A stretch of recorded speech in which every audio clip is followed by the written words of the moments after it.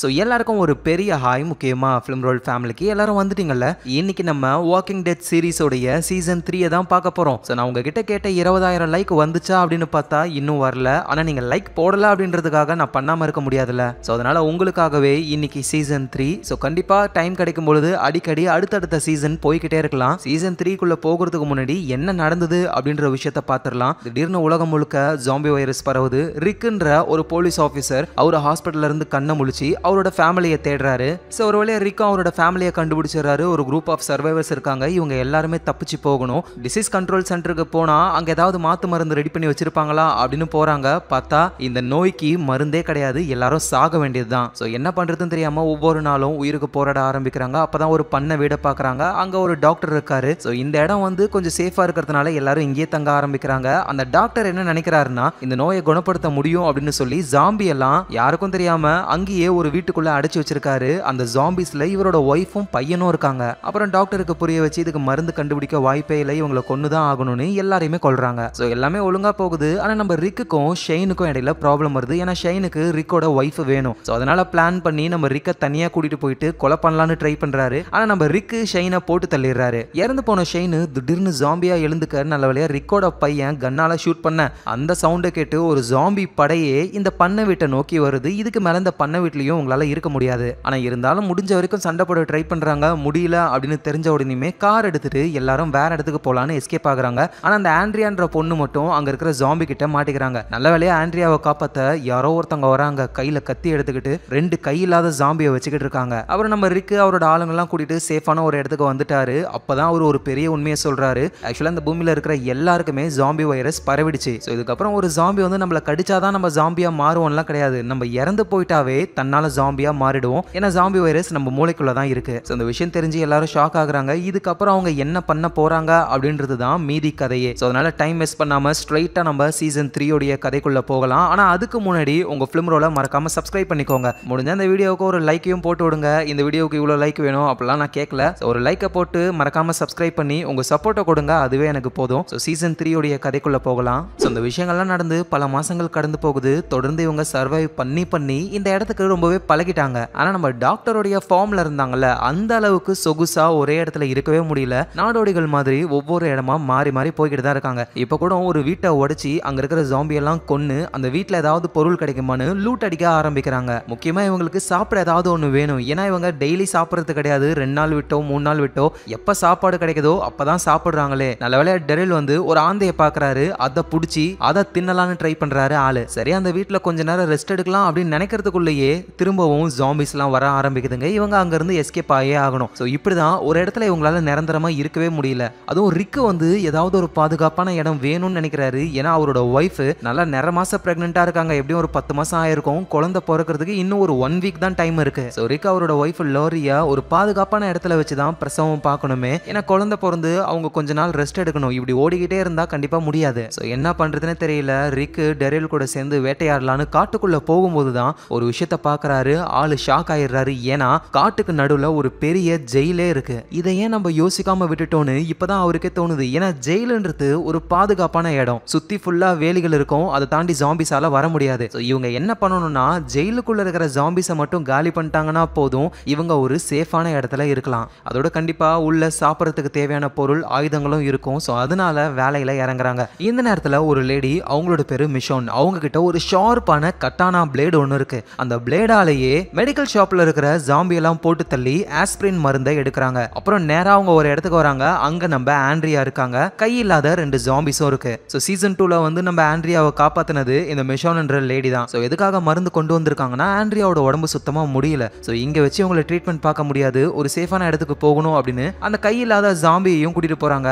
அதுங்க தான் பேக் எல்லாம் தூக்குதுங்க. ஒரு கழுத மாதிரி யூஸ் பண்றாங்க ஜாம்பியை அந்த மிஷோன் என்ற லேடி. இங்க நம்ம ரிக்கு மற்ற சர்வைவர்ஸ் எல்லாருமே அந்த ஜெயிலுக்குள்ள போகணும். ஆனா அந்த ஜெயில்ல நிறைய ஜாம்பிஸ் எல்லாம் இருக்கு. அந்த ஜாம்பிஸ் எல்லாத்தையுமே உள்ள போயிட்டு கொல்ல ஆரம்பிக்கிறாங்க. முடிஞ்ச வரைக்கும் கன்னை யூஸ் பண்ணாம கத்தியை கொண்டு எல்லாத்தையும் காலி பண்ணி அந்த ஜெயிலுக்குள்ளேயே போறாங்க. ஸோ இப்பொழுதைக்கு இவங்க கொன்னது வந்து நல்லா கண்ணுக்கு தெரியற வெளியே இருக்கிற ஜாம்பிஸ் தான். ஆனா இன்னமும் ஜெயிலுக்குள்ள செல்லுக்குள்ள எங்க வேணாலும் ஜாம்பிஸ் இருக்க வாய்ப்பு இருக்கு. ஸோ அதனால ஒரு இடம் கூட விடாம தேடி தேடி ஜாம்பிஸை கொல்லணும்னு ஆளுங்க போக ஆரம்பிக்கிறாங்க. இவங்க நினைச்ச மாதிரியே நிறைய ஜாம்பிஸ் இருக்கு. அதுங்க கூட எல்லாம் சண்டை போட ஆரம்பிக்கிறாங்க. ஸோ இந்த மாதிரி சண்டை போய்கிட்டு இருக்கும்போது நம்ம டாக்டர் என்ன பண்றாரு, அங்க இருந்து தப்பிச்சு தப்பிச்சு ஓடுறதுக்கு ட்ரை பண்றாரு. அப்போ ஒரு ஜாம்பி இறந்து போன மாதிரி கீழே இருக்கு. சடனா பார்த்தா அது எழுந்து உயிரோட தான் இருக்கு போல. அது நம்ம டாக்டர் காலை பிடிச்சி கடிச்சிருது. உடனே அந்த ஜாம்பியை கொன்னு டாக்டருடைய காலை பிடிச்சி பெல்ட்டால டைட்டா கட்டி அந்த இடத்த அப்படியே வெட்டிடுறாங்க.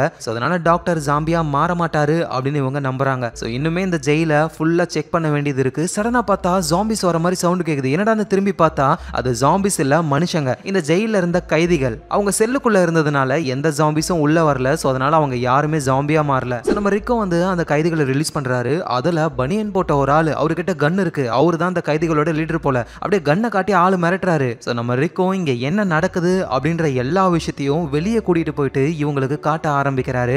இப்பதான் புரிஞ்சுக்கிறாங்க ஒரு வைரஸ்னால உலகமே அழிஞ்சு போயிடுச்சு அப்படின்னு. அந்த கைதிகளோட லீடரும் சரி நீங்க எப்ப கிளம்புறீங்க அப்படின்னு கேட்கிறாரு ரிக்க பார்த்து. ரிக்கு நாங்களாம் எங்கும் போற மாதிரி இல்ல, இதுதான் சேஃபான இடம், நாங்க இங்க தான் இருக்க போறோம் அப்படின்னு சொல்றாரு. அதோட இந்த ஜெயில இருக்கிற ஃபுட்ல பாதி எங்களுக்கு வேணும், ஏன்னா எங்கள நிறைய பேர் இருக்காங்க, உங்க விஷயத்துல நாங்க தலையிட மாட்டோம், எங்க விஷயத்துல நீங்க தலையிடாதீங்க அப்படின்ற மாதிரி ரிக்கு சொல்ல அந்த லீடரும் ஓகேன்னு சொல்றாரு. எங்க நம்ம டாக்டர் காலையை துண்டா வெட்டிட்டாங்கல்ல. டாக்டருக்கு ட்ரீட்மெண்ட் பாக்குறது யாருன்னா சோஃபியான ஒரு பொண்ணு ஜாம்பியா மாதிரி இருப்பாங்களே, குட்டி பொண்ணு. அந்த பொண்ணுடைய அம்மா ஒருத்தவங்க இருப்பாங்களா, அவங்க பேரு கேரோல். அவங்க தான் வந்து ட்ரீட்மெண்ட் பாக்குறாங்க. ஏன்னா டாக்டர் வந்து கேரலுக்கு நிறைய ட்ரீட்மெண்ட்லாம் சொல்லி கொடுத்துருக்காரு. அதோட நம்ம ரிக்கோட ஒய்ஃப் லோரிக்கு பிரசவம் பார்க்க போறதும் இந்த கேரோல்ன்றவங்க தான். அவங்க தான் இப்ப டாக்டருடைய அந்த காயத்தை சரி பண்ண ட்ரை பண்றாங்க. அவங்களுக்கு நிறைய பேண்டேஜ் மெடிக்கல் பொருள்லாம் தேவை. நல்ல வேலையா நம்ம ரிக்கோட பையன் அந்த ஜெயில இருக்கிற மெடிக்கல் ஃபெசிலிட்டில இருந்து நிறைய பேண்டேஜ் பொருள் எல்லாம் கொண்டு வர எல்லாரும் ரொம்ப சந்தோஷப்படுறாங்க. ஆனா லோரி மட்டும் திட்டுறாங்க, நீ ஏன் தனியா போன அப்படின்னு. எதேனவோ டாக்டருக்கு ட்ரீட்மெண்ட் பாக்குறாங்க. நல்ல வேலையா டாக்டர் ஜாம்பியா மாறல, அவரு நார்மலா தான் இருக்காரு. இங்க நம்ம ஆளுங்களும் இன்னுமே இந்த ஜெயிலுக்குள்ள ஜாம்பிஸ் இருக்கலாம், அதுங்களை காலி பண்ணணும் அப்படின்னு சொல்லி அந்த கைதிகளையும் கூட்டிட்டு போறாங்க. எல்லாரும் ஒன்னா சேர்ந்து வேலை செய்யறாங்க. வர எல்லா ஜாம்பிஸையும் எல்லாரும் போட்டு தள்ள ஆரம்பிக்கிறாங்க. அப்போ வந்து அந்த கைதிகள்ல ஒருத்தரோட உடம்பு வந்து லைட்டா ஸ்கிராச் ஆயிடுது ஜாம்பினால. இந்த ஸ்கிராச் எல்லாம் வந்தா கண்டிப்பா ஒரு ஜாம்பியா மாற மாட்டாரு. ஆனா அந்த லீடர் இருக்காரு, உன் மேல ஸ்கிராச் விழுந்தாலே உன்னை கொல்லணும் அப்படின்னு கொண்டு போட்டுறாரு அவரோட ஆளையே. அதோட ஜாம்பிய கொல்ற மாதிரியே கத்தி வந்து நம்ம ரிக்கு பக்கத்துல எல்லாம் வருது. ஜாம்பிய பிடிச்சி ரிக்கு மேல எல்லாம் தள்ளி விடுறாரு. ரிக்கும் செம்மையா கடுப்பாகிறாரு. இருக்கிற ஜாம்பியெல்லாம் போட்டு தள்ளிட்டு இங்க பாரு நான் தெரியாம தான் பண்ணேன் ஓகேவா அப்படின்னு ரொம்ப நெக்கலா அந்த லீடர் சொல்ல, ஆமாமா தெரியாம தான் நீ பண்ண, இந்தா வாங்கிக்கோ அப்படின்னு கத்தி எடுத்து அந்த லீடர் மண்டிலே ஒரு போடு. அவ்வளவுதான், லீடர் காலி. அப்புறம் மற்ற கைதிகள் யார் யாரெல்லாம் சண்டைக்கு வராங்களோ அவங்களையும் போட்டு தள்ள ஆரம்பிக்கிறாங்க. ஆனா ஒரு 2 கைதிகள் மட்டும் ரொம்ப நல்லவங்க மாதிரி இருக்காங்க. அவங்கள மட்டும் ரிக்கு விட்டுறாரு. சாப்பாட்டுல கொஞ்சம் எடுத்துக்கோங்க, எங்க விஷயத்துல நீங்க தலையிடாதீங்க, நீங்களும் சேஃபா இருங்க அப்படின்னு சொல்லி அவங்கள விட்டுறாரு ரிக்கு. அப்படியே கதை வந்து நம்ம ஆண்ட்ரியா கிட்டையும் மெஷன்ன்ற அந்த லேடி கிட்டையும் போகுது. ஆண்ட்ரியாவுக்கு உடம்பு முடியலையா, சேஃபான ஒரு இடத்துக்கு போகலாம் அப்படின்னு கழுத மாதிரி வளர்க்குற அந்த ஜாம்பியை கூட்டிட்டு நடந்து போய்கிட்டு இருக்காங்க. அப்போ வானத்துல ஒரு ஹெலிகாப்டர் ஒன்று கண்ட்ரோல மிஸ் ஆகி கீழே கிராஷ் ஆகுது. என்னன்னு இவங்களும் வேகமா போய் அந்த இடத்துல பாக்குறாங்க. ஆனா இவங்களுக்கு முன்னாடியே கார்ல சில பேர்லாம் வந்து அந்த கிராஷ் ஆன இடத்துக்கு வந்துட்டாங்க. அதனால ஆண்ட்ரியாவும் மிஷன்ன்ற லேடியும் ஒளிஞ்சுக்கிட்டு இருக்காங்க அங்க. அந்த ஹெலிகாப்டர் கிராஷ்ல வந்து நிறைய பேர் இறந்து போயிட்டாங்க. இறந்து போனவங்க எல்லாம் ஜாம்பியா மாறிட்டாங்க. வந்தவங்க வந்து அந்த ஜாம்பிஸை கொல்றாங்க. ஆனா இதை ஒளிஞ்சிருந்து பாக்குற ஆண்ட்ரியாவுக்கும் மிஷனுக்கும் இந்த மாதிரி நம்ம இறந்து போயிட்டா ஜாம்பியா மாறுவோன்ற விஷயம் தெரியாது. என்ன வந்தவங்க அப்பாவி ஆளுங்களை கொல்றாங்க அப்படின்ற மாதிரி நினைச்சுக்கிட்டு இருக்காங்க. வந்தவங்க போயிட்டோம், நம்ம இங்கேயே ஒளிஞ்சுக்கிட்டு இருக்கலாம் அப்படின்னு நினைக்கும் பொழுது அந்த மிஷன் கூட 2 அந்த ஜாம்பிஸ் இருக்குல்ல, கையில்லாத ஜாம்பிஸ், அதை சங்கிலியோட தானே கனெக்ட் பண்ணி வச்சிருக்காங்க. அதுங்க அசையறதுனால சங்கிலி சவுண்ட்லாம் கேக்குது. வேற வழி இல்லாம நம்ம மிஷன் அவங்களுடைய 2 ஜாம்பியையும் வெட்டி காலி பண்றாங்க. ஆனா இருந்தாலும் சவுண்ட் கேட்டு யாரோ ஒருத்தவங்க கன் பாயிண்ட்ல இவங்களை பிடிக்கிறாங்க. ஒழுங்கு மரியாதையா கத்தியை கீழே போடுன்னு சொல்ல மிஷனும் கத்தியை கீழே போட்டுறாங்க. யாரான்னு பார்த்தா டெடல் இருக்காருல, அவரோட அண்ணன்காரரு. அதான் ஒரு மொட்டை மாடியில நம்ம ரிக்க ஒருத்தரை கட்டி போட்டாரு, கையை அறுத்துட்டு ஆளு எஸ்கேப் ஆயிட்டார்ல, அவரு இன்னமும் உயிரோட தான் இருக்காரு. கட்டான அந்த கையில கத்தி மாதிரி ஒன்று செட் பண்ணிட்டு ஆளு வில்லத்தனமா இருக்காரு. இவரோட பேர் வந்து மெரில். இங்க ஆண்ட்ரியாவுக்கும் உடம்பு முடியல, அவங்க மயங்கிடுறாங்க. மெரில் வந்து இவங்கள அவருடைய இடத்துக்கு கூட்டிட்டு போறாரு. பார்த்தா அந்த இடம் வந்து ரொம்ப ரொம்ப சேஃபா இருக்கு. நிறைய சோல்ஜர்ஸ் இருக்காங்க. ஒரு மினி டவுன் மாதிரி அவ்வளோ பேர் இருக்காங்க அந்த இடத்துல. அந்த இடத்த உருவாக்கி கண்ட்ரோல்ல வச்சிருக்கிறவர் யாருன்னா இவர் தான். இவரோட பேரு கவர்னர். அந்த கவர்னருக்கும் கீழே தான் மெரில் வேலை செய்யறாரு. ஆனா இந்த மிஷான்ன்ற லேடி இருக்காங்களா, அவங்களுக்கு வந்து இந்த கவர்னரை சுத்தமா பிடிக்கவே இல்லை. ஏன்னா கிராஷ் ஆன பைலட்டை நீங்க கொன்னு இருக்கீங்க, ஜாம்பியா மாறாதவரை எப்படி கொன்னீங்க அப்படின்னு கேட்கும்போது தான் விஷயத்தை இவரும் சொல்றாரு. வைரஸ் எல்லார் உடம்புலையும் பரவிடுச்சு, நீங்க நேச்சுரலா இறந்து போனாலும் ஜாம்பியா மாறிடுவீங்கன்னு இப்பதான் இந்த விஷயம் கவர்னர் சொல்லி இவங்களுக்கு தெரியுது.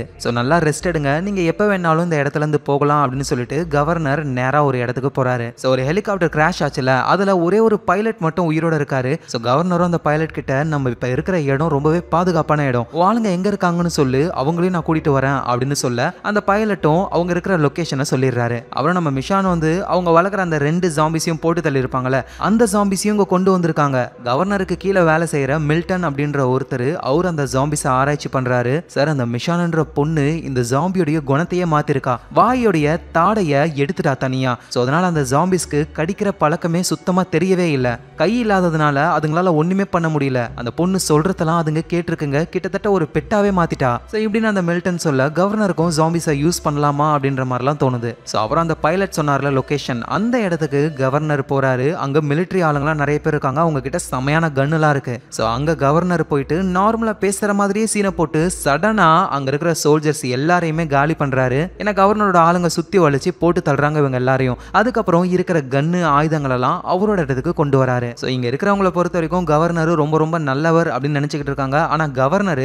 இப்படி ஒரு டவுன் மாதிரி ஒன்று உருவாகணும், அதுக்கு நம்ம தான் டாப்பா இருக்கணும் அப்படின்னு சொல்லி ஜாம்பியா மாறாதவங்கள கூட அவர் வெளியே கொண்டுகிட்டு இருக்காரு. இந்த விஷயம் யாருக்கும் தெரியல. இதெல்லாம் தாண்டி அந்த கவர்னர் அவரோட வீட்டோடைய ஒரு ரூம்ல தண்ணி தொட்டிக்குள்ள மனுஷங்களுடைய தலையெல்லாம் வச்சிருக்காரு. அந்த உயிரோட இருந்த பைலட் இருக்காருல, அவரையும் போட்டு தள்ளி அவர் தலையும் அங்கதான் இருக்கு. ஸோ இந்த மாதிரி தலையெல்லாம் கலெக்ட் பண்றவங்க கண்டிப்பா ஒரு சைக்கோவா தான் இருப்பாங்க. ஆளு பார்க்கவும் கிட்டத்தட்ட அப்படிதான் இருக்காரு. ஸோ இப்போ கதை அப்படியே ஜெயிலுக்கு வருது. நம்ம ரிக்கு அவரோட ஆளுங்க எல்லோருமே சேஃபா இருக்காங்க. நம்ம டாக்டரோட உடம்பும் கொஞ்சம் தேறிடுச்சு, ஆளு சப்போர்ட்டை வச்சுலாம் நடக்கவும் ட்ரை பண்றாரு. அதோட இன்னைக்கு தான் ரிக்கோட ஒய்ஃபுக்கு குழந்தை பிறக்க வாய்ப்பு இருக்கு அப்படின்ற மாதிரி டேட்டை குறிச்சு வச்சிருக்காங்க. ஸோ அதனால இவங்க நல்லா சேஃபா இருக்கணும். லோரிக்கு வந்து பிரசவம் பார்க்க போறது அந்த கேரோல்ன்ற அந்த லேடி தான். ஸோ இதை பத்தி இவங்க எல்லாரும் பேசிக்கிட்டு இருக்கும்போது அப்ப அந்த 2 கைதிகள் நம்ம ரிக்க வந்து விட்டார்ல, அந்த 2 கைதிகள் வராங்க. அவங்க என்ன சொல்றாங்கன்னா, நாங்களும் உங்க கூட சேர்ந்துடுறோம், உங்களுக்கு கண்டிப்பா ஹெல்ப்ஃபுல்லா இருப்போம் அப்படின்னு சொல்ல, ஆனா நம்ம ரிக்கால அவங்க 2 பேரையும் நம்பவே முடியாதுன்னு சொல்றாரு. இங்க இருக்கறதா தான் இருங்க, இல்ல கிளம்புறதா தான் கிளம்புங்க அப்படின்னு சொல்லிடுறாரு. ஸோ இந்த நேரத்துல கவர்னருடைய இடத்துல வந்து நம்ம மெரல் இருக்கார்ல, அவருக்கு வந்து அவரோட பிரதர் டெரில கண்டுபிடிக்கணும் அப்படின்னு நினைக்கிறாரு. ஸோ ஆண்ட்ரியா மூலியமா டாக்டருடைய அந்த பண்ண வீடு இருக்குல்ல, அந்த லொகேஷனை தெரிஞ்சுக்கிட்டு டெரில பார்க்கணும் அப்படின்றதுக்காக மெரில் கிளம்புறாரு. அதோட இந்த ஆண்ட்ரியாவுக்கும் கவர்னருக்கும் இடையில ஏதோ ஒரு லவ் ஸ்டோரி ஓடுது போல. ஏன்னா ஆண்ட்ரியாவுக்கு கவர்னரை ரொம்ப ரொம்ப பிடிச்சிருக்கு. இந்த நேரத்துல ஜெயில எல்லாமே நல்லா தான் போய்கிட்டு இருக்கு. ஆனா சடனா நிறைய டோர் ஓபன் ஆகிருக்கு. ஜெயில இருக்கிற சைரன்லாம் ஆன் ஆகி நிறைய ஜாம்பிஸ் ஜெயிலுக்குள்ள வர ஆரம்பிக்குது. ரிக்குக்கும் அவருடைய ஆளுங்களுக்கும் என்ன நடக்குதுன்னே புரியல. இதை யாரு பண்ணிருப்பா? மேபி அந்த 2 கைதிகள் பண்ணிருப்பாங்களான்னு அவங்கள கேட்கும்போது, ஐயோ உண்மையா எங்களுக்கும் இதுக்கும் எந்த சம்பந்தமும் கிடையாது அப்படின்னு இவங்க சொல்றாங்க. ஆனா எது என்னவோ ஜாம்பிஸ் வந்துருச்சு. வேகமா இவங்க சேஃபான இடத்துக்கு போகணும், பொறுமையா ஜாம்பிஸை போட்டு தள்ள ஆரம்பிக்கணும். ஆனா அதுக்கு முன்னாடி ஓபன் ஆயிருக்கிற டோர் எல்லாம் க்ளோஸ் பண்ணணும். எல்லாருமே தனித்தனியா பிரிஞ்சு போய் ட்ரை பண்றாங்க. நிறைய ஜாம்பிஸ் உள்ள வந்து அதுக்கு பயந்து எல்லாருமே ஓட ஆரம்பிக்கிறாங்க. நம்ம ரிக்கோட ஒய்ஃப் லோரி, ரிக்கோட பையன், அப்புறம் டாக்டரோட பொண்ணு மேகி, இவங்க 3 பேர் தனியா சேஃபா ஒரு செல்லுக்குள்ள போயிடுறாங்க. அப்புறம் டாக்டர், கேரோல் இவங்கெல்லாம் சேஃபா இருக்காங்க. நம்ம ரிக்கு, டீ டாக், கிளென்னு, டெரில் இவங்க எல்லாருமே ஜாம்பிஸ் எதிர்த்து போராடிக்கிட்டு இருக்காங்க. டீ டாக்லாம் வந்து எல்லா டோரையும் க்ளோஸ் பண்ணி கடைசியா டோரை க்ளோஸ் பண்ணலான்னு வரும்பொழுது பின்னாடி இருந்து ஒரு ஜாம்பி அவரை கடிச்சிருது. அவ்வளவுதான், அவரு ஜாம்பியா மாற போறாரு. ஆனா அந்த நிலைமையிலையும் அவரோட ஆளுங்க எல்லாரையுமே காப்பாத்துறாரு. ஆக்சுவலா திடீர்னு எல்லா டோரும் ஓபன் ஆகி சைரன் ஆனதுக்கு காரணம் என்ன அப்படின்னா, ரிக்கு வந்து அந்த கைதிகளோட லீடரை போட்டு தள்ளியிருப்பாரு. சப்போர்ட்டுக்கு வந்த ஆளுங்களையும் காலி பண்ணிருப்பாரு. அதுல ஒருத்தன் உயிரோட இருந்திருப்பான் போல, அவன் தான் இந்த வேலையை பார்த்துட்டான். சோ அந்த கைதி நம்ம ரிக்க பிடிச்சு கொல்றதுக்காக வரும்பொழுது கரெக்டா அந்த இடத்துக்கு ரிக்க மன்னிச்சு விட்டார்ல அந்த 2 கைதிகள், அவங்க வராங்க கையில கன்னோட. ஆனா அவங்க ரிக்க காப்பாத்துறாங்க, கன்னையும் கொடுக்குறாங்க. சோ இப்பதான் ரிக்குக்கும் அவங்க மேல ஒரு நம்பிக்கை வருது. சோ இப்படியே இவங்க எல்லாரும் ஜாம்பிஸை கிளியர் பண்ணிக்கிட்டு இருக்க நம்ம ரிக்கோடைய ஒய்ஃபுக்கு பிரசவ வலி வருது. அவங்களுக்கு பிரசவம் பார்க்குற கேரல் கூட இல்ல, இருக்கிறது மேகி தான். அவங்களுக்கு ஒண்ணுமே தெரியாது. ஸோ மேகியும் வந்து புஷ் பண்ணுங்க அப்படின்ற மாதிரிலாம் சொல்றாங்க. ஆனா அவங்களால முடியல, வேற வழி இல்ல. கத்தி எடுத்து லோரியோடைய வயித்தை கிழிக்கணும். ஆனா லோரி இறந்து போகவும் வாய்ப்பு இருக்கு. ஸோ இதுதான் கடைசி ஆப்ஷன் போது மேகியும் வேற வழி இல்லாம கத்தி எடுத்து வயித்தை கிழிச்சு குழந்தைய எடுக்கிறாங்க. நல்ல வழியா குழந்தைக்கு எந்த ப்ராப்ளமும் இல்லை. ஆனா லோரி அந்த இடத்துலயே இறந்து போறாங்க. ஸோ ஜாம்பிஸ் எல்லாத்தையும் காலி பண்ணிட்டாங்க. குழந்தைய எடுத்துக்கிட்டு மேகி வெளியே வந்துடுறாங்க. இப்போ லோரி இறந்து போயிட்டாங்களா, அவங்க ஜாம்பியா தானே மாறுவாங்க. இந்த விஷயம் ரிக்கோட பையனுக்கும் தெரியும். அந்த பையன் கையில கன் இருக்கு. ஸோ ஜாம்பியா அவங்க அம்மா மாறின உடனே போட்டு தள்ளிட்டு அந்த பையன் வெளியே வரான். ஸோ எப்படியோ ப்ராப்ளம் எல்லாம் செட்டில் ஆகுது. ஆனா டீ டாக் இறந்து போயிட்டாரு. மேகி குழந்தைய எடுத்துக்கிட்டு வராங்க. நம்ம ரிக் ரொம்ப சந்தோஷப்படுறாரு. லோரி எங்க அப்படின்னு கேட்கும் பொழுது கம்முன்னு இருக்காங்களா. ஸோ ரிக் புரிஞ்சுக்கிறாரு, அப்ப நம்ம ஒய்ஃப் இறந்து போயிட்டான்னு. ஆளு ரொம்ப கஷ்டப்படுறாரு. இந்த நேரத்துல கவர்னருடைய இடத்துல அவர் ஒரு பார்ட்டி மாதிரி வைக்கிறாரு. எல்லாரும் ஒன்னா இருக்காங்க. ஆனா இந்த கேப்ல அந்த மிஷான்ன்ற லேடி கவர்னருடைய ரூமுக்கு போயிட்டு அவங்களுடைய அந்த கட்டானா பிளேடை எடுத்துக்கிறாங்க. அப்படியே பின்வழியா வெளியே வரும்போது தான் கவர்னர் நிறைய ஜாம்பிஸை வளர்த்து வச்சிருக்காரு கூண்டுல போட்டு. அந்த ஜாம்பிஸ் எல்லாம் அவுத்து விட்டு மொத்த ஜாம்பியையும் போட்டு தள்ளுறாங்க அவங்க. அதோட நம்ம கவர்னருக்கு ரிக்குக்கு ஒரு பொண்ணு இருக்கா, அந்த பொண்ணு வந்து ஜாம்பியா மாறி போயிருக்கா. சோ யாருக்கும் தெரியாம ஒரு ரூம்லயே ஜாம்பியா இருக்கிற அந்த பொண்ணை வச்சிருக்காரு கவர்னர். இந்த விஷயம்லாம் மிஷானுக்கு தெரியல. ஆனா கவர்னர் ஏதோ ஒரு தப்பான விஷயம் பண்றாரு அப்படின்னு மட்டும் அவங்களுக்கு தோணுது. சோ மிஷான் வந்து இந்த மாதிரி ஜாம்பிஸை கொன்ன விஷயம் கவர்னருக்கு தெரிய வந்து அவர் மிஷான் கூட பேசுறாரு. நீங்க ரொம்பவே திறமையான ஆளு, எங்க கூட சேர்ந்துருங்க அப்படின்னு சொல்ல என்னால முடியாது, நான் இங்க இருந்து கிளம்ப போறேன் அப்படின்னு கவர்னருடைய கழுத்திலேயே கத்திய வச்சுட்டு மிரட்டிட்டு அங்க இருந்து போறாங்க. சோ ஆண்ட்ரியாவும் தடுக்க ட்ரை பண்றாங்க. இது ரொம்பவே நல்ல இடம், சாப்பிட ஃபுட் எல்லாம் கிடைக்குது, ஏன் இப்படி பண்ற அப்படின்னு சொல்ல மிஷான் வந்து அந்த கவர்னர் ரொம்ப மோசமானவன் அப்படின்னு எவ்வளவு சொன்னாலும் ஆண்ட்ரியா நம்புற மாதிரியே இல்ல. சோ ஆண்ட்ரியா இங்கேயே இருந்துறாங்க. மிஷான் மட்டும் அந்த இடத்தை விட்டு வெளியே போயிடுறாங்க. அப்புறம் நைட் டைம் ஆகுது. இந்த ஜாம்பிஸ் எல்லாம் வச்சு என்னமோ கேம் ஷோ மாதிரி பண்றாங்க கவர்னரும் அவங்க ஆளுங்களும். அதுவும் அந்த ஜாம்பிஸ் கடிக்க கூடாதுன்னு அதுங்களுடைய பல்லெல்லாம் புடுங்கி ஒரு மாதிரி வித்தியாசமா பண்றாங்க. இதை பார்க்குற ஆண்ட்ரியாவுக்கு பயம் வருது. ஆனா கவர்னர் என்ன சொல்றாருன்னா, இந்த மாதிரிலாம் பண்ணாதான் ஜாம்பியை பத்தின பயம் யாருக்கும் இருக்காது, அதுக்கான ட்ரைனிங் தான் இது அப்படின்னு சொல்றாரு. இந்த நேரத்துல ஜெயில அந்த 2 கைதிகள் இருக்காங்கல்ல, அவங்களால முடிஞ்ச ஹெல்ப் எல்லாம் பண்றாங்க, பள்ளம் தோண்டிக்கிட்டு இருக்காங்க. நம்ம டெரிலும் மேகியும் குழந்தைக்கு தேவையான திங்ஸ் எல்லாம் கொண்டு வந்துட்டாங்க. டெரில் அப்படியே அந்த குழந்தைய தூக்கி பால் கொடுத்துக்கிட்டு இருக்காரு ஆளு. அவருக்கு அந்த குழந்தைய ரொம்ப ரொம்ப பிடிச்சிருக்கு. ஆனா நம்ம ரிக் இருக்காருல, அவரு குழந்தைய பார்க்க கூட இல்ல. அவர் என்ன பண்றாருன்னா செம்ம கடுப்புல இருக்காரு. உள்ள வந்த ஜாம்பிஸ் எல்லாம் கொஞ்சம் இருக்குங்க, அந்த ஜாம்பிஸ் எல்லாத்தையும் ஒண்ணு விடாம தேடி தேடி கொடூரமா கொல்றாரு.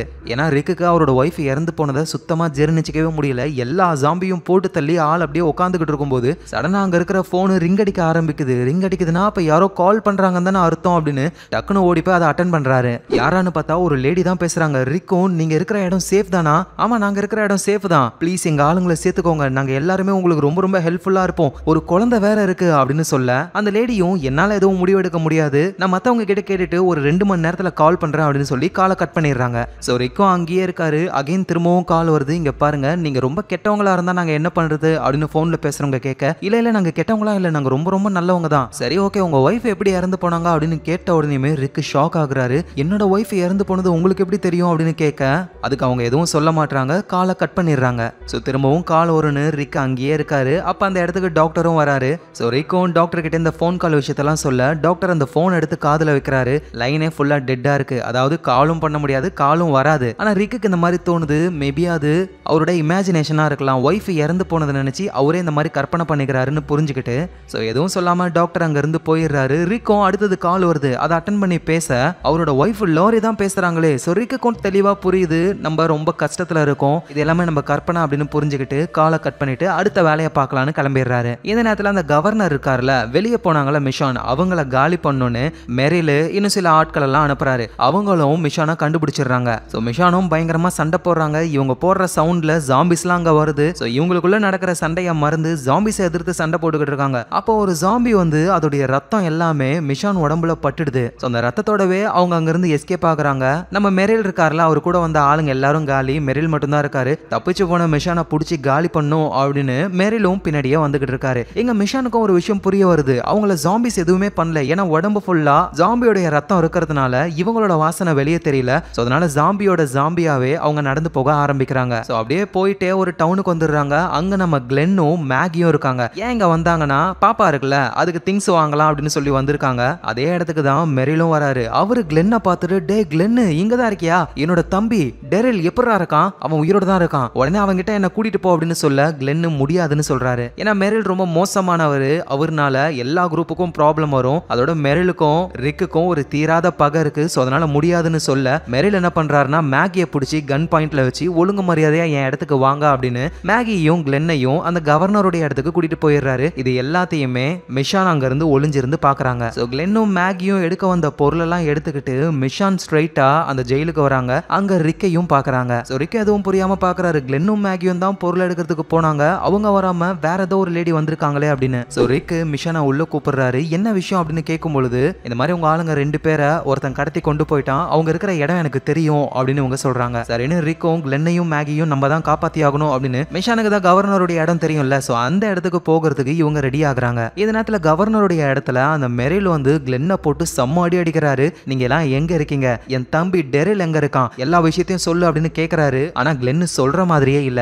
அதோட இந்த மெரில் வந்து கவர்னர் கிட்ட ஒரு பொய்ய சொல்லிட்டாரு. மெரில் வந்து அந்த மிஷான்ன்ற லேடிய கொலை பண்ணவே இல்ல, அவங்க தப்பிச்சு போயிட்டாங்க, ஆனா கவர்னர் கிட்ட அந்த லேடி இறந்து போயிட்டா அப்படின்ற மாதிரி பொய் சொல்லிடுறாரு. அப்புறம் இப்ப கிளென்னை விசாரிச்சுக்கிட்டு இருக்காரு. கிளென்னு எதுவும் சொல்ற மாதிரியே இல்ல. உள்ள ஜாம்பியை விட்டுட்டு டோரை க்ளோஸ் பண்ணிடுறாரு. கிளென்னு வேற சேரோட கட்டி போட்டு வச்சிருக்காங்க. சோ அப்படியே அப்படியே அந்த சேர் எல்லாம் உடைச்சி அந்த பீசஸை வச்சு அந்த ஜாம்பியை காலி பண்றாரு இவரு. அப்புறம் கவர்னரோட ஒரு ஆள் மில்டன் இருப்பார்ல, அவர் வந்து என்ன பண்றாருன்னா இந்த குரூப்ல இருக்கிற ஒரு வயசான தாத்தா அவரே வாலண்டியரா ஒரு ஜாம்பி கிட்ட கடி வாங்கி அவரை படுக்க போட்டு ஒரு ரிசர்ச்சை பண்றாங்க. அதாவது என்னன்னா ஒரு மனுஷன் ஜாம்பியா மாறியும் அவனுடைய கான்சியஸ்னஸை கொண்டு வர முடியுமா முடியாதான்னு செக் பண்றாங்க. ஏன்னா இப்படி ஆராய்ச்சி பண்ணாதான் அந்த கவர்னரோட பொண்ணு இப்ப ஜாம்பியா இருக்கால அவளையும் நார்மலா மாத்த முடியும். அதுக்கு தான் இது எல்லாத்தையும் பண்ணிக்கிட்டு இருக்காரு. அப்புறம் கவர்னர் மேகியை கூட்டிட்டு வந்து கிளென்னு தலையில கண்ணை வச்சு காட்டி மிரட்டும் பொழுது மேகி வளர்றாங்க, நாங்க இந்த மாதிரி காட்டுக்குள்ள இருக்கிற ஒரு ஜெயில தான் இருக்கோம் அப்படின்னு. மொத்தமாவே நாங்க ஒரு 10 பேர் தான் இருப்போம் அப்படின்னு சொல்ல இங்க நம்ம கவர்னருக்கு டவுட் வருது. 10 பேரை வச்சுக்கிட்டு அவ்வளோ பெரிய ஜெயில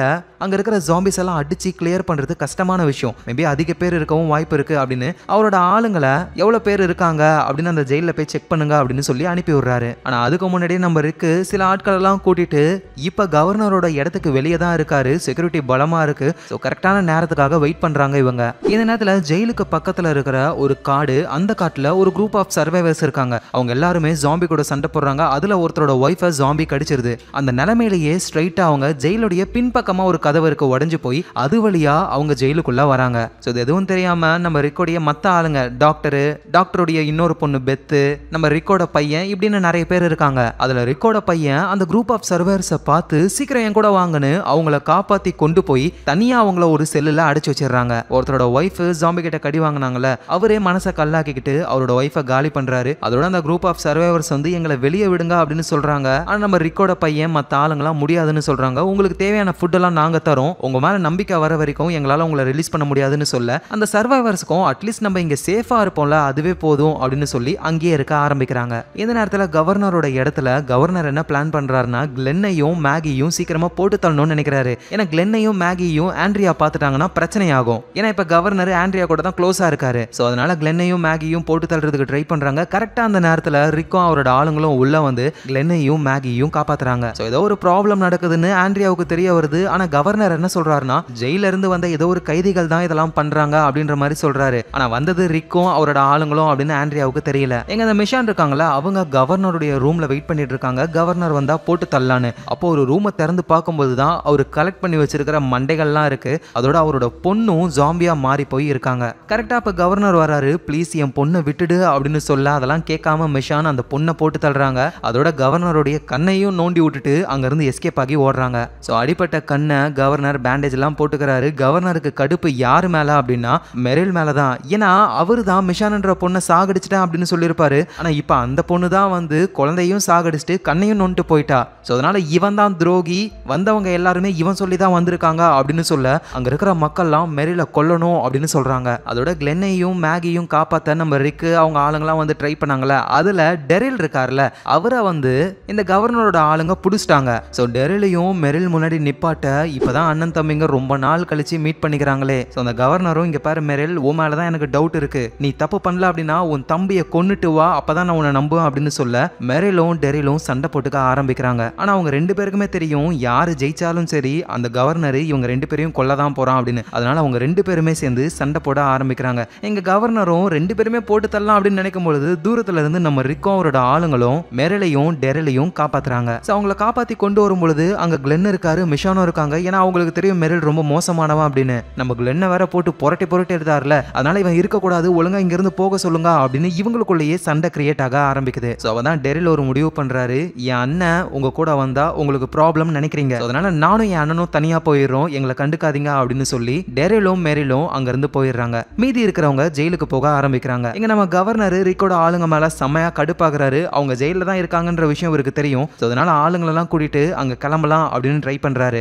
இதுக்கு மேல கவர்னருக்கு இந்த இடத்துல யாரு இருந்தாலும் இல்லனாலும் கவலையே இல்லை. ஏன்னா பொண்ணு இறந்து போயிட்டா. இப்ப அவரோட மனசுல எல்லாம் பழி வாங்கணும்ன்ற எண்ணம் மட்டும்தான் இருக்கு. அதனால இந்த கவர்னரோட இடத்துல இருந்த எல்லா மக்களும் கிளம்பி போக ட்ரை பண்றாங்க. ஆனா ஆண்ட்ரியா போயிட்டு அவங்க எல்லாரையும் தடுத்து நிறுத்தி நம்ம இங்க தான் இருக்கணும், வெளியே ரொம்ப மோசமான நிலைமை போய்கிட்டு இருக்கு, வெளியே தனித்தனியா நம்ம பிரிஞ்சிட்டோம்னா எல்லாரும் இறந்து போயிடுவோம், நம்ம ஒன்னா இங்கேயே இருக்கலாம் அப்படின்னு சொல்ல எல்லாருமே இருக்க ஆரம்பிக்கிறாங்க. எங்க நம்ம ரிக் அவரோட ஆளுங்களெல்லாம் கூட்டிட்டு ஜெயிலுக்கு வந்துட்டாரு. இந்த மாதிரி டெரிலும் மெரிலும் தனியா போயிட்டாங்கன்ற விஷயம் மத்தவங்களுக்கும் தெரிய வருது. அதோட ஜெயில புதுசா ஒரு குரூப் ஆஃப் சர்வைவர்ஸ் இருக்காங்க அப்படின்றதையும் நம்ம ரிக்க புரிஞ்சுக்கிறாரு. அவங்க கிட்ட போயிட்டு சொல்றாரு, தயவு செஞ்சு இங்க இருந்து போங்க அப்படின்னு. ஆனா அப்ப நம்ம டாக்டர் ரிக்கு கிட்ட என்ன சொல்றாரு அப்படின்னா, இவ போன இடத்துல பெரிய பிரச்சனை ஆயிடுச்சு, அந்த கவர்னர் ஆட்களோட இங்க வருவான்னு சொல்ற, நம்மளால அவங்களால சமாளிக்க முடியாது, நமக்கு ஆட்கள் தேவை, இவங்க கண்டிப்பா ஹெல்ப்ஃபுல்லா இருப்பாங்க அப்படின்னு சொல்ல ரிக்குக்கும் ஓகேன்னு தான் தோணுது. ஆனா திடீர்னு ரிக்கோட கண்ணுக்கு அவரோட ஒய்ஃபோட இல்யூஷன்லாம் வந்து பைத்திய மாதிரி கத்துறாரு அவரு.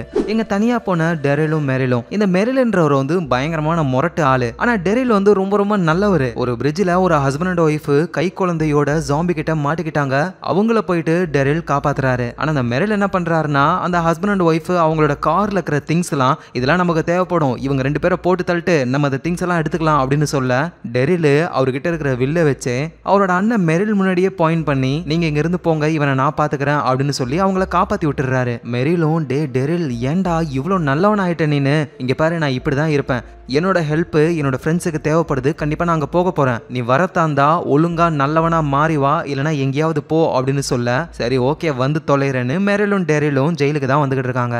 எங்க ஜெயில கவர்னர் கண்டிப்பா வருவான், அவனை எப்படி சமாளிக்கிறது அப்படின்னு சொல்லி எல்லாத்தையும் ரெடி பண்ணிக்கிட்டு இருக்காங்க ஆளுங்க எல்லாருமே. ஆனா நம்ம ரிக் இருக்காருல, அவர் கண்ணுக்கு திரும்பவும் அவரோட ஒய்ஃபோட இல்யூஷன் வருது, வெளியே போயிட்டு புலம்பிக்கிட்டு இருக்காரு ஆளு. அப்ப சடனா கவர்னர் அவரோட ஆளுங்களோட ஜெயிலுக்கு வராரு, நிறைய பேரை அட்டாக் பண்ண ஆரம்பிக்கிறாரு. இதெல்லாம் தாண்டி ஒரு பெரிய வேன் ஒண்ணு அது நேரா ஜெயிலுக்குள்ள வந்து முட்டி மோதி அதுல இருந்து நிறைய ஜாம்பிஸ்லாம் வெளியே வருது. நீங்க செத்திங்கடா அப்படின்னு சொல்லிட்டு ஒரு பெரிய அட்டாக்க பண்ணிட்டு கவர்னர் திரும்ப அவருடைய இடத்துக்கே போயிடுறாரு. சோ இங்க ரிக்கோட ஆளுங்கெல்லாம் அந்த ஜாம்பிஸ் கிட்ட இருந்து தப்பிக்க ட்ரை பண்றாங்க. ரிக் வேற வெளியே இருக்காரு, அங்க நிறைய ஜாம்பிஸ் இருக்கு, அதுங்கெல்லாம் ரிக்க அட்டாக் பண்ண வர ரிக் கிட்ட இருக்கிற கன்ல புல்லட்டும் காலி ஆயிடுச்சு. நல்ல வேலையா டெரிலும் மெரிலும் அங்க வந்து ரிக்க காப்பாத்துறாங்க. இப்ப ஜெயிலுக்குள்ள நிறைய ஜாம்பிஸ் இருக்கு, இது எல்லாத்தையும் கிளியர் பண்ணியே ஆகணும். சோ ஓரளவுக்கு கிளியர் பண்ணி ஜெயிலுக்குள்ள இவங்க எல்லாரும் திரும்ப சேஃபா போயிடுறாங்க. அந்த மெரில் இருக்காருல, அவரை தனியா ஒரு செல்லுல அடிச்சு வச்சிருக்காங்க, ஏன்னா அவரை யாரும் நம்பவே இல்லை. அவரும் மெரில் சொல்றாரு, கண்டிப்பா அந்த கவர்னர் நம்மள கொல்றதுக்கு திரும்ப வருவான், அவன் நினைச்சிருந்தா இப்பயே நம்ம எல்லாரையும் கொண்டு இருக்கலாம், ஆனா அவன் நம்மள ரசிச்சு ருசிச்சு கொல்லணும்னு நினைக்கிறான். இப்படி சொல்ல எல்லாருக்கும் ஒரு பயம் வருது. சோ கண்டிப்பா எதிர்த்து போராட நமக்கு ஏதாவது ஒரு ஐடியா வேணும் அப்படின்னு யோசிக்கிறாங்க. இந்த நேரத்துல கவர்னரும் திரும்ப அட்டாக் பண்ணணும் அப்படின்றதுக்காக ஆளுங்களெல்லாம் பக்காவா ரெடி பண்ணிக்கிட்டு இருக்காரு. அங்க நம்ம ஆண்ட்ரியாவுக்கும் இந்த மாதிரி நம்ம ஃப்ரெண்ட்ஸ் எல்லாம் உயிரோட தான் இருக்காங்க அப்படின்ற விஷயம் தெரிஞ்சு கவர்னர் கிட்ட நான் என் ஃப்ரெண்ட்ஸை பார்க்க போறேன் அப்படின்னு சொல்றாங்க. கவர்னரும் நோ ப்ராப்ளம், நீ மில்டனை கூட்டிட்டு போ அப்படின்னு போக 2 பேருமே போறாங்க. போற வழியில அந்த மிஷான்ன்ற லேடி வந்துட்டு ஜாம்பி எப்படி யூஸ் பண்ணுவாங்க பெட்டு மாதிரி, அதே மாதிரி ஒரு ஜாம்பியை புடிச்சு உடைச்சி அதை யூஸ் பண்ண ஆரம்பிக்கிறாங்க. அந்த நேரத்துல ஜெயில இருந்து வர அந்த குரூப் ஆஃப் சர்வைவர்ஸ் இருக்காங்கல்ல, அவங்க வராங்க. ஸோ இந்த மாதிரி எங்களுக்கு பாதுகாப்பான இடம் வேணும் அப்படின்னு அவங்க கேட்க, மில்டனும் நான் உங்களை கூட்டிட்டு போறேன் அப்படின்னு அந்த குரூப் ஆஃப் சர்வைவர்ஸை கூட்டிட்டு கவர்னரோட இடத்துக்கு அவர் போயிடுறாரு. எங்க நம்ம ஆண்ட்ரியா மட்டும் தனியா ஜெயிலுக்கு வராங்க. ஸ்டார்டிங்ல தான் ஒரு ஜாம்பி தான் வருதுன்னு நினைச்சாங்க, ஆனா பின்னாடியே ஆண்ட்ரியா வராங்களா. ஸோ அதை பார்த்து எல்லாருக்கும் சந்தோஷம், ஆண்ட்ரியாவை உள்ள கூப்பிட்டுக்கிறாங்க. ஸோ இவ்வளோ நாள் நடந்த எல்லா விஷயத்தையுமே ஆண்ட்ரியா கிட்ட சொல்றாங்க. நம்ம ரிக்கோட ஒய்ஃப் இறந்து போனது, குழந்தை பிறந்தது எல்லாமே. இதெல்லாம் தாண்டி அந்த கவர்னர் வந்தான் அட்டாக் பண்ணான்ற விஷயத்தையும் சொல்ல, இப்பதான் கவர்னருடைய உண்மையான முகம் ஆண்ட்ரியாவுக்கு தெரியுது. அந்த கேரோல் இருக்காங்களா, அவங்க ஆண்ட்ரியா கிட்ட என்ன சொல்றாங்கன்னா, நீ வந்து அந்த கவர்னர் கூட இப்ப க்ளோஸா தானே இருக்க, அந்த மாதிரி டைம்ல அவன் தூங்கும் பொழுது அவனை கத்தியால குத்தி கொலை பண்ணிடு அப்படின்ற மாதிரி சொல்றாங்க. ஸோ எல்லாரையும் பார்த்துட்டு குழந்தையெல்லாம் தூக்கி கொஞ்சிட்டு ஆண்ட்ரியா திரும்பவும் கவர்னருடைய இடத்துக்கே வராங்க. எதுவும் நடக்காத மாதிரி சீனை போடுறாங்க. நைட்டு கவர்னர் கூட அவங்க தூங்கிக்கிட்டு இருக்கும்போது கத்தியால கவர்னரை போட்டு தரலாம் நினைக்கிறாங்க, ஆனா அவங்களால முடியல. ஏன்னா கவர்னர் இறந்து போயிட்டாரு அப்படின்னா இந்த இடமே கொலாப்ஸ் ஆயிடும். ஸோ ஆண்ட்ரியாவுக்கு கவர்னர் இவங்க எல்லாரை விடவும் இந்த இடம் ஒழுங்கா இருக்கணும், மக்கள் நல்லபடியா வாழணும், அதுக்காக தான் யோசிக்கிறாங்க. ஸோ இங்க நம்ம ரிக்குக்கு வந்துட்டு அந்த கவர்னரை எதிர்த்து போராட இன்னும் நிறைய கன்ஸ் எல்லாம் வேணும். ஸோ அதுக்காக அவருடைய சொந்த டவுனு அங்க இருக்கிற போலீஸ் ஸ்டேஷன் இருக்கும்ல, அங்க கன்ஸ் எல்லாம் இருக்கும். ஸோ அதை எடுக்க போகலாம் அப்படின்னு ரிக்கோட பையன் அப்புறம் மிஷான்ன்ற அந்த லேடி 3 பேரும் கார்ல போய்கிட்டு இருக்காங்க. பார்த்தா போற வழியில ஒருத்தர் ட்ரக்கிங் பேக் ஆரஞ்சு கலர் அதை வச்சுக்கிட்டு, எங்க நான் ஜாம்பி இல்லைங்க என்ன காப்பாத்துங்க அப்படின்னு கத்துறாரு. ஆனா அவரை கண்டுக்காமலே இவங்க போய்கிட்டே இருக்காங்க. ஸோ ரிக் அவருடைய சொந்த டவுனுக்கு வந்துட்டாரு. அங்க போயிட்டு போலீஸ் ஸ்டேஷனை செக் பண்ணி பார்க்கும்பொழுது அங்க ஒரு புல்லட் கூட கிடையாது. ஸோ என்ன பண்றதுனே அவருக்கு புரியல. ஸோ கொஞ்ச தூரம் இவங்க போகும்போது தான் யாரோ ஒருத்தங்க ட்ராப் ரெடி பண்ணி வச்சிருக்கிறத புரிஞ்சுக்கிறாங்க.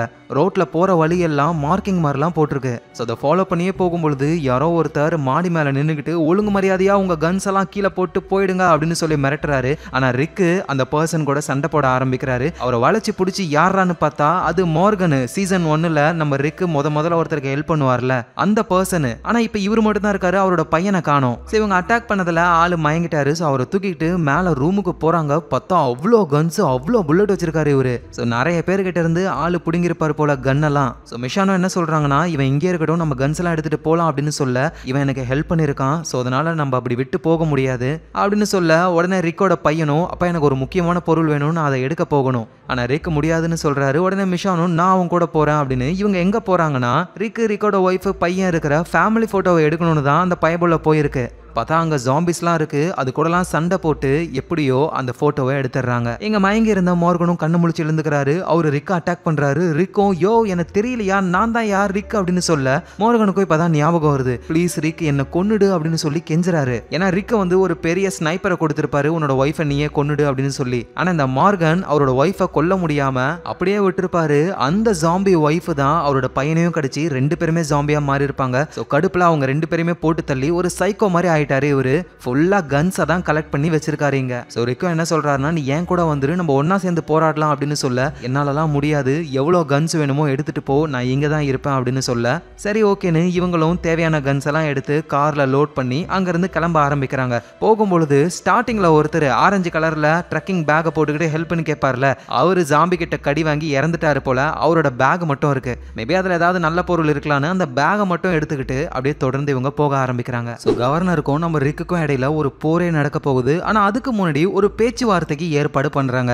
கவர்னரு, ஆண்ட்ரியா, மில்டன், இன்னும் ஒரு ஆள் வந்திருக்காங்க. இங்க நம்ம ரிக்கு, டாக்டர் டெரில் இவங்க 3 பேரும் வந்திருக்காங்க. ஸோ மீட்டிங்ன்றது கவர்னருக்கும் ரிக்குக்கும் இடையில மட்டும் தான் நடக்க போகுது. ஸோ அதனால மற்றவங்களாம் வெளியே போயிடுறாங்க. ஸோ ரிக் என்ன சொல்றாருன்னா உன்னோட ஏரியாக்குள்ள நாங்க வரமாட்டோம், எங்க ஏரியாக்குள்ள நீங்க வராதிங்க. ஸோ இப்படி ஏரியாவை நம்ம பிரிச்சுக்கலாம், நமக்குள்ள பிரச்சனை வேணாம் அப்படின்னு சொல்றாரு. ஆனா கவர்னர் என்ன சொல்றாருன்னா உங்க யாரை பத்தியும் எனக்கு சுத்தமா கவலையே இல்லை, நீங்க என்ன வேணாலும் பண்ணுங்க, எனக்கு தேவை அந்த மிஷான்ன்ற பொண்ணு தான். அவ என் குழந்தையையும் கொண்டு இருக்கா, என் கண்ணையும் நோண்டி விட்டுட்டா, அவ உங்ககிட்ட தான் இருக்கான்னு எனக்கு தெரியும், அவளை மட்டும் கொண்டு வந்து விட்டுருங்க, நமக்குள்ள எந்த ப்ராப்ளமும் இல்லை அப்படின்னு சொல்றாரு. ஸோ நாளைக்கு நான் வெயிட் பண்ணிக்கிட்டு இருப்பேன், அவளை கூட்டிட்டு வாங்க அப்படின்னு சொல்லி அந்த மீட்டிங்கை முடிச்சுட்டு கிளம்பி போறாங்க. ஸோ கவர்னரோட பிளான் என்ன அப்படின்னா இப்போ அந்த பொண்ணு மட்டும் தான் வேணும் அப்படின்னு சொல்ற மாதிரி வர வச்சு ரிக்கு அவரோட ஆளுங்க இந்த பொண்ணு எல்லாருமே போட்டு தள்ளுறது தான் அவரோட பிளான். இந்த விஷயம் ரிக்குக்கும் புரியுது.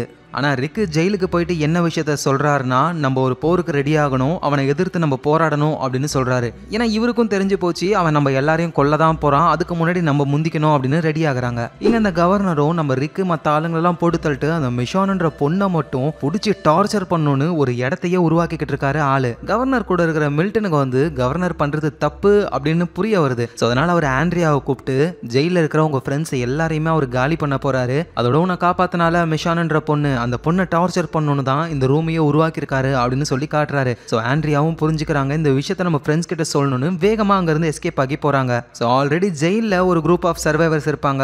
அவங்க இப்ப கவர்னரோட இடத்துக்கு வந்துட்டாங்கல்ல, அவங்க கையிலெல்லாம் கன்னை வச்சுக்கிட்டு பாதுகாப்புக்கு தான் இருக்காங்க. ஆண்ட்ரியா அங்கிருந்து போறதுக்கு முன்னாடி இந்த கவர்னர் ரொம்ப மோசமானவன், முடிஞ்சா இப்பயே தப்பிச்சு போங்க அப்படின்னு சொல்லிட்டு தான் அவங்க அங்கிருந்து போறாங்களே. ஸோ இந்த மாதிரி ஆண்ட்ரியா எஸ்கேப் ஆகி போயிட்டா அப்படின்ற விஷயம் கவர்னருக்கு தெரிய வந்து அவரு கார் எடுத்துக்கிட்டு ஆண்ட்ரியாவை பிடிக்கணும்னு போறாரு. இந்த நேரத்தில் கவர்னருடைய இடத்துலயே சவுண்ட் போடுற ஒரு மிஷின் ஒன்று, அந்த சவுண்டை கேட்டு ஜாம்பிஸ்லாம் அந்த சைடு வரும், அப்படியே ஒரு பள்ளத்தில் விழுந்துரும். ஸோ அப்படி பிடிச்ச ஜாம்பிஸை தான் ஜெயிலில் கொண்டு போய் ஆல்ரெடி விட்டாங்க. இப்போ திரும்பவும் இன்னொரு ரவுண்டு நிறைய ஜாம்பிஸை விடணும்னு ரெடி பண்றாங்க. ஸோ இந்த விஷயம் அந்த குரூப் ஆஃப் சர்வைவர்ஸுக்கு தெரிய வருது. ஆல்ரெடி அவங்க ஜெயிலில் இருந்ததுனால அங்க குழந்தைங்கலாம் இருக்கு, இந்த மாதிரி பண்ணாதீங்கன்னு சொல்றாங்க. ஆனா முடியாது, நாங்க பண்ணுவோம் அப்படின்னு சொல்ல இவங்க என்ன பண்றாங்கன்னா அந்த ஜெயிலில் இருக்கிறவங்கள நம்ம காப்பாற்றணும் அப்படின்னு சொல்லி அந்த ஜாம்பிஸ் எல்லாம் எரிச்சு விட்டுறாங்க. இங்க நம்ம ஆண்ட்ரியாவும் ஜெயிலுக்கு கார்ல எல்லாம் போல நடந்து தான் போய்கிட்டு இருக்காங்க. பின்னாடி கவர்னர் வேற வராரா, நம்ம ரோடு வழியா போனா ஆபத்துன்னு காடு வழியா போக ஆரம்பிக்கிறாங்க. அங்க வர ஜாம்பிஸ் எல்லாம் போட்டு தள்ளி தொடர்ந்து அவங்க போய்கிட்டு இருக்கும்போது ஆண்ட்ரியா இருக்கிற இடத்த கவர்னர் கண்டுபிடிச்சிடுறாரு. ஆனா அப்பயும் விடாம ஆண்ட்ரியா அங்க ஒரு பாலறிஞ்சு போன வீடு இருக்கு,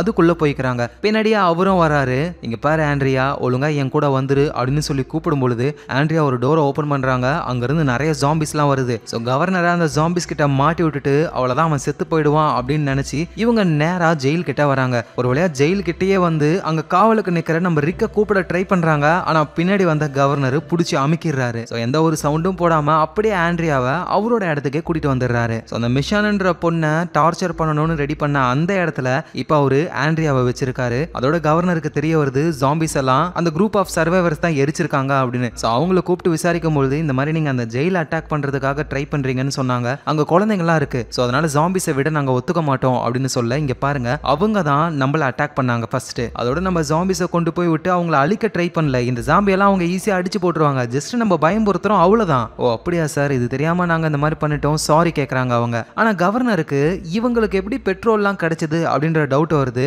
அப்பதான் மில்டன் இருக்காருல, அவரு தான் கொடுத்திருக்காரு. ஸோ மில்டன் நமக்கு எதிராகவே வேலை செஞ்சுக்கிட்டு இருக்கான் அப்படின்னு கவர்னருக்கு புரிய வருது. எங்க நம்ம ரிக்கி என்ன பண்றாருன்னா கவர்னர் அட்டாக் பண்ண வருவாரு அப்படின்னு சொல்லி ஆளு வெயிட் பண்ணிக்கிட்டு இருந்தாரு. ஆனா அப்படி யாரும் வரவே இல்லை. ஒருவேளை கவர்னர் கிட்ட உண்மையிலேயே அந்த மிஷான்ன்ற பொண்ணை கொடுத்துட்டா அவரு நம்மள அட்டாக் பண்ண மாட்டாரு போல, நம்ம நிம்மதியா இருக்கலாம் அப்படின்ற மாதிரி இவருக்கு தோணுது. சோ அதை பத்தி டெரில் கிட்ட சொல்றாரு. டெரிலுக்கும் அது சரின்னு தோணுது.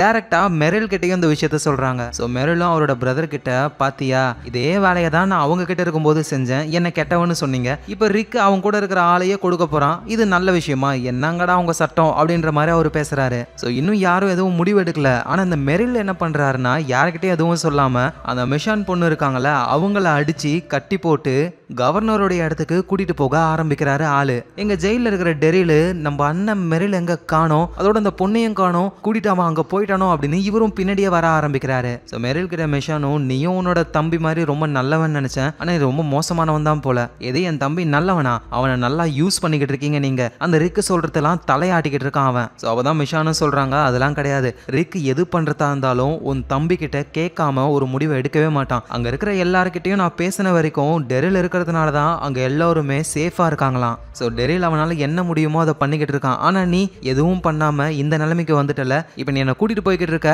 அந்த கவர்னர் என்ன கொன்னுட்டு உன்னை சும்மா விடுவான்னு நினைக்கிறியா, நம்ம 2 பேரையும் தான் அவன் கொல்ல போறான், அது கூட புரிஞ்சுக்காம நீ கூட்டிட்டு போய்கிட்டு இருக்க அப்படின்னு இவங்க சொல்ல, உடனே மெரில் என்ன பண்றாருன்னா மிஷானுடைய கை கட்டெல்லாம் அவுத்து விட்டு கத்தியையும் கொடுத்துட்டு, நீ ஜெயிலுக்கு போ, என்னால என்ன பண்ண முடியும்னு நான் காட்டுறேன், போருக்கு ரெடியா இருங்க அப்படின்னு சொல்லிட்டு மெரில் மட்டும் கவர்னருடைய இடத்துக்கு போக ஆரம்பிக்கிறாரு. ஸோ இந்த மிஷானும் வந்துட்டு ஜெயிலுக்கு போய்கிட்டு இருக்காங்க. போற வழியில தான் அவங்க டெரில பாக்குறாங்க.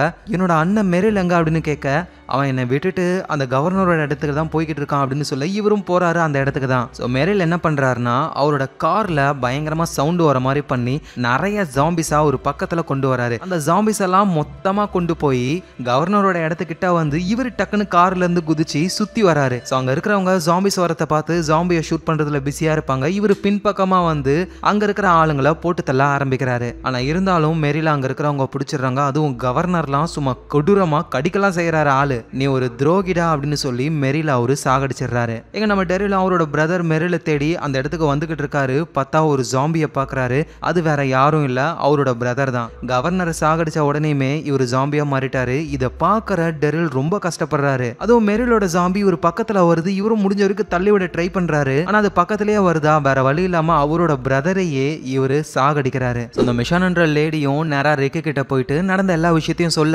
இந்த இடத்துல இருந்து நம்ம சீக்கிரமா எஸ்கேப் ஆயே ஆகணும், ஏன்னா கவர்னர் மெரில் பண்ண அட்டாக்குக்காக திரும்ப நம்மள அட்டாக் பண்ண வருவான். சோ அதனால நம்ம இங்க இருந்து எஸ்கேப் ஆகணும்னு எல்லா பொருளையும் எடுத்துக்கிட்டு எஸ்கேப் ஆக ட்ரை பண்றாங்க. சோ இவங்க நினைச்ச மாதிரியே கவர்னர் என்ன பண்றாருன்னா அந்த மில்டன் இருக்காருல அவரை பிடிச்சி செம்மையா அடிச்சு கூட இருந்தே துரோகம் பண்ணியாடா துரோகி அப்படின்னு சொல்லி இந்த மில்டனை ஆண்ட்ரியா இருக்காங்கல்ல அந்த இடத்துக்கு போயிட்டு கத்தியால குத்தி விட்டுறாரு. சோ ஆண்ட்ரியாவை கட்டி போட்டு வச்சிருக்காங்க. இந்த மில்டனும் கொஞ்சம் கொஞ்சமா செத்துக்கிட்டு இருக்காரு. அவர் முழுசா இறந்துட்டாருன்னா ஜாம்பியா மாறிடுவாரு. அப்படியே ஆண்ட்ரியா வந்து கடிச்சிருவாரு. அதுக்குள்ள ஆண்ட்ரியா அப்படியாவது தப்பிக்கணும். சோ கவர்னர் அங்க இருந்து போனதுக்கு அப்புறம் மில்டன் சொல்றாரு, உனக்கு பின்னாடி ஒரு கட்டிங் பிளேட் இருக்கு, அதை எப்படியாவது எடுத்து உன் கட்ல இருந்து வெளியே வந்துரு, நான் ஜாம்பியா மாறினதுக்கு அப்புறம் என்ன சாகடிச்சிரு அப்படின்னு அவரு சொல்றாரு. சோ ஆண்ட்ரியாவும் அதுக்கு தான் ட்ரை பண்றாங்க. அவங்க காலாலேயே அந்த கட்டிங் பிளேடை எடுக்க ட்ரை பண்றாங்க. சோ எப்படியோ கஷ்டப்பட்டு எடுத்து ஒரு கையை கட்ட அவுத்துட்டாங்க.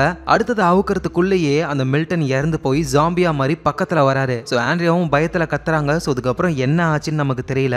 அந்த கவர்னர் இருக்காருல அவரு பெரிய பெரிய வண்டியில எல்லாம் நிறைய ஆளுங்களை ஏத்துறாரு. அவங்கள இது வரைக்கும் சண்டை போட்டதே கிடையாது, நார்மல் ஆளுங்க. அவங்களெல்லாம் கூட்டிட்டு ஜெயிலுக்கு போயிட்டு அட்டாக் பண்றதுக்கு ரெடி ஆகுறாரு. அந்த குரூப் ஆஃப் சர்வைவர்ஸ் ஆளுங்க இருப்பாங்களா அவங்க மட்டும் வரலன்னு சொல்றாங்க. ஏன்னா ஜாம்பியை கொல்றதுக்கு கூப்பிடுறீங்களா, நாங்க வரோம், அங்க இருக்கிறவங்க மனுஷங்க, ப்ளீஸ் அவங்க தப்பு பண்ணிருந்தாலும் நாங்க கொல்ல மாட்டோம் அப்படின்னு இவங்க சொல்றாங்க. சரி ஓகே நீங்க இங்கே இருங்க, நாங்க போயிட்டு கதையை முடிச்சுட்டு வரோம்னு கவர்னர் கிளம்பி அங்க போக ஆரம்பிக்கிறாரு. போய் பார்த்தா அங்க ஒரு ஈ காக்கா கூட காணோம். சோ நம்ம வரோம்னு அவங்க எஸ்கேப் ஆயிட்டாங்க போல அப்படின்னு நினைக்கும் பொழுது ஜெயிலுக்குள்ள இருந்து எங்கேயோ சவுண்ட் கேக்குது. அந்த சவுண்டை ஃபாலோ பண்ணியே போகும்போது திடீர்னு ஸ்மோக் கிரனேட் வந்து விழுது. இவங்க எல்லாரும் தெரிச்சுக்கிட்டு மேல போறாங்க. தூரத்துல இருந்து ரிக்கும் அவரோட ஆளுங்களும் ஷூட் பண்றாங்க. இங்க இருந்து தப்பிச்சு போன மாதிரியே ஒரு சீனை போட்டு சுத்தி இருந்து அட்டாக் பண்றது தான் இவங்களுடைய பிளானே. இந்த கவர்னர் கூட்டிட்டு வந்த முக்காவாசி பேர் நார்மல் ஆளுங்க, சண்டை போட தெரியாதவங்க. அவங்க இந்த அட்டாக்கை பார்த்துட்டு உயிர் பொழைச்சா போதுன்னு வந்த வண்டிலேயே திரும்ப போக ஆரம்பிக்கிறாங்க. இங்க கவர்னரும் ஒரு 2-3 பேர் தான் இருக்காங்க. நம்மளால இவ்வளவு பேரை சமாளிக்க முடியாதுன்னு இவங்களும் பின்னாடியே போறாங்க. அவரும் ரோட்ல வளைச்சு பிடிச்சி கவர்னர் அவரோட ஆளுங்க கிட்டயே எதுக்காக ஓடி போறீங்க அப்படின்னு கேட்க, ஏன்னா அவங்க பயங்கரமா ஷூட் பண்றாங்க, எங்களால சண்டை போட முடியாது அப்படின்னு சொல்ல, சண்டை போட முடியலன்னா எப்படி நீங்க உயிர் பழைப்பீங்க, நீங்கெல்லாம் எனக்கு தேவையே இல்லை அப்படின்னு கன்னை எடுத்து அவரு கூட்டிட்டு வந்த ஆளுங்க எல்லாரையுமே இவரே போட்டு தள்ளுறாரு. ஆனா நல்ல வேலையா அதுல ஒரே ஒரு பொண்ணு உடம்புல புல்லட் படல, ஆனா இருந்தாலும் இறந்து போன மாதிரியே சீனை போடுறாங்க. அப்புறம் கவர்னர் அவரோட சில ஆளுங்களை மட்டும் கூட்டிட்டு அங்கிருந்து போயிடுறாரு. எங்க நம்ம ரிக்கோ அவரோட ஆளுங்களும் என்னது வந்தவனுங்க தெரிச்சு ஓட்டானுங்க, இதுதான் சரியான டைம், அவனுங்களை தேடி போய் நம்ம கொல்லணும் அப்படின்னு இவங்களும் பின்னாடியே போகும்போதுதான் கவர்னருடைய ஆளுங்க இறந்து போயிருக்கிறத பாக்குறாங்க. அதோட உயிரோட ஒரு பொண்ணு இருந்தாங்கல்ல, அந்த பொண்ணு நடந்த விஷயத்த சொல்றாங்க. இந்த மாதிரி நாங்க சண்டை போடுறவங்க எல்லாம் கிடையாது, கவர்னர் எங்களை கூட்டிட்டு வந்தான், பார்த்தா இப்ப அவனே எங்களை கொன்னுட்டான் அப்படின்னு சொல்றாங்க. சோ ரிக்கோ அந்த பொண்ணை கூட்டிட்டு ஸ்ட்ரைட்டா கவர்னரோட இடத்துக்கு தான் போறாரு. அங்க காவலுக்கு இருக்கிறது வந்து அந்த குரூப் ஆஃப் சர்வைவர்ஸ் இருப்பாங்கல்ல, அவங்க தான். அவங்க ரிக்கையும் ரிக்கோடைய ஆளுங்களையும் ஷூட் பண்ண ட்ரை பண்றாங்க. நல்ல வேளையா அவங்க கூட்டிட்டு வந்த அந்த பொண்ணு எல்லா விஷயத்தையும் சொல்ல கவர்னர் எவ்வளவு மோசமானவன் அப்படின்னு இங்க இருக்கிற எல்லாருக்குமே புரிஞ்சு போச்சு. அதோட கவர்னர் நம்ம ரிக்கி கிட்ட இருந்து அடி வாங்கிட்டு திரும்ப இந்த இடத்துக்கு வரல, எங்கேயோ போயிட்டாரு போல. அதோட ஆண்ட்ரியா ஜெயிலுக்கு தான் வந்தா அப்படின்ற விஷயத்த அவங்க சொல்ல, ஆனா அவ வரவே இல்லையே, ஒருவேளை கவர்னர் பிடிச்சி வச்சிருப்பான் போல. அவன் வந்தப்பவும் ஆண்ட்ரியா கூட இல்ல, கண்டிப்பா இங்க தான் இருக்கணும்னு ஆண்ட்ரியாவை ஃபுல்லா தேட ஆரம்பிக்கிறாங்க. சோ ஒரு வழியா ஆண்ட்ரியா இருக்கிற இடத்த பார்த்துட்டாங்க. அங்க மில்டன் ஜாம்பியா மாறி இறந்து போயிருக்காரு. ஆண்ட்ரியா ஒரு ஓரமா இருக்காங்க. வேகமா ஓடி போய் ஆண்ட்ரியாவை தொட்டா ஆண்ட்ரியா உடம்பு ஒரே கொதிக்குது, ஜுரமா இருக்கு. ஆண்ட்ரியா உனக்கு என்ன ஆச்சுன்னு கேட்கும்போது தான் அவங்க காட்டுறாங்க அந்த மில்டன் ஜாம்பியா மாறி ஆண்ட்ரியாவை கடிச்சிட்டாரு. சோ ஆண்ட்ரியாவும் ஜாம்பியா மாற போறாங்க. சோ இதை நினைச்சு எல்லாரும் ரொம்ப கஷ்டப்படுறாங்க. ஆண்ட்ரியாவும் என்ன சொல்றாங்கன்னா, என்னை யாரும் கொல்ல வேணாம், நானே என்ன போட்டு தள்ளிக்கிறேன் அப்படின்னு சொல்லி கன்னால அவங்களே ஷூட் பண்ணி இறந்து போறாங்க. சோ என்னதான் கவர்னர் கெட்டவரா இருந்தாலும் கவர்னருடைய இடத்துல இருந்த மக்கள் நிறைய பேர் ரொம்ப நல்லவங்க தான். வயசானவங்க எல்லாம் நிறைய பேர் இருக்காங்க. சோ அவங்க எல்லாருக்கும் நம்ம தான் இடம் கொடுக்கணும். கவர்னர் ஓடி போனதுனால இப்ப பாதுகாப்பான இடம் வந்து அந்த ஜெயில் தான். சோ அதனால எல்லாரும் ஜெயிலுக்கு வாங்கன்னு எல்லாரையும் அங்க கூட்டிட்டு வந்துடுறாரு. இப்ப அந்த ஜெயில் தான் நம்ம ரிக்கோடைய ஒரு பேஸே. அங்க இப்ப நிறைய பேர் இருக்காங்க. இது மூலியமா பாதுகாப்பை அதிகப்படுத்த முடியும். அந்த இடத்துல இவங்க எல்லாருமே சேஃபா இருக்க முடியும். சோ இப்பொழுதைக்கு எல்லாமே ஓகே தான். ஆனா பிரச்சனை என்னன்னா, இவங்க கிட்ட இருக்கிற சாப்பாடு சீக்கிரமாவே தீரப்போகுது. ஏன்னா இவ்வளோ பேர் இருக்காங்க. சாப்பாட்டுக்கு இவங்க என்ன பண்ண போறாங்க? போன அந்த கவர்னர் என்ன ஆனார்னு தெரியல. அவரால் பிரச்சனை வருமா இல்ல அடுத்தது என்ன நடக்க போகுதுன்னு அடுத்த சீசன்ல தான் நமக்கு தெரிய வரும். சோ இந்த இடத்துலயே சீசன் 3 முடியுது. சோ கண்டிப்பா உங்க எல்லாருக்கும் பிடிச்சிருக்கும். பிடிச்சிருந்ததுன்னா ஒரு லைக் போடுங்க. முக்கியமா உங்க ஃபிலிம் ரோலை சப்ஸ்கிரைப் பண்ணி உங்க சப்போர்ட்டை கொடுங்க. நாளைக்கு நம்ம வேற லெவல் மூவில பார்க்கலாம். Lots of love guys.